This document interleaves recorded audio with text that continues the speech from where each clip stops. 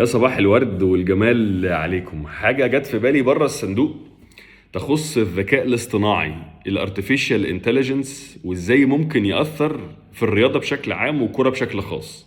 يمكن الذكاء الاصطناعي الارتفيشال انتليجنس واحد من المواضيع اللي بيتم مناقشتها في القمة العالمية للحكومات المقامة دلوقتي في دبي، واللي فيها كل الناس التقيلة اللي في العالم: حكومات، مستثمرين، رجال أعمال، ناس مؤثرة من كل القطاعات اللي موجودة في الدنيا.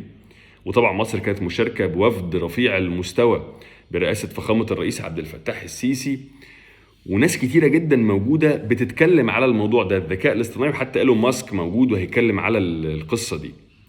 واحنا حتى شفنا في الكوره في حاجات بتحصل دلوقتي في الكوره احنا ما كناش نتخيل مثلا من 10 15 سنه انها كانت ممكن تحصل او تكون موجوده، زي مثلا تقنيه خط المرمى. يعني كاس العالم 66 اللي انجلترا كسبته بجول مشكوك في صحته، هو عدت ولا ما عدتش، والاغلب ان هي ما عدتش. دلوقتي انت بتقنيه خط المرمى في ثانيه الا ثانيه بتعرف الكوره عدت ولا لا. الكوره اللي كان بيتلعب بيها كاس العالم الاخير في قطر فيها اجهزه مربوطه بالكاميرات اللي في الملعب، مربوطه باجهزه استشعار عشان تقول لك التسلل موجود ولا مش موجود، وفي ثواني تحسبه لك.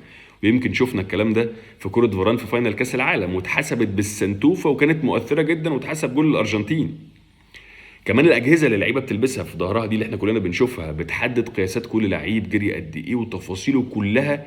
وبالتالي الاجهزه الطبيه والناس اللي شغاله في الاحمال البدنيه بتبني شغلها مع كل لعيب او مع اللعيبه بيزد على القياسات دي. وده طبعا بيفرق كتير جدا في التغذيه بتاعتهم والاحمال البدنيه اللي بيتعرضوا ليها، واكيد بيأثر بعد كده في معدل الاصابات. انت دلوقتي مبقتش تلاقي اللعيبه بره تحديدا تتصاب بالمعدلات اللي كانت موجوده زمان، وحتى لما بتتصاب بقت بترجع ومراحل الاستشفاء بتبقى اقصر بكتير من اللي كان بيحصل زمان.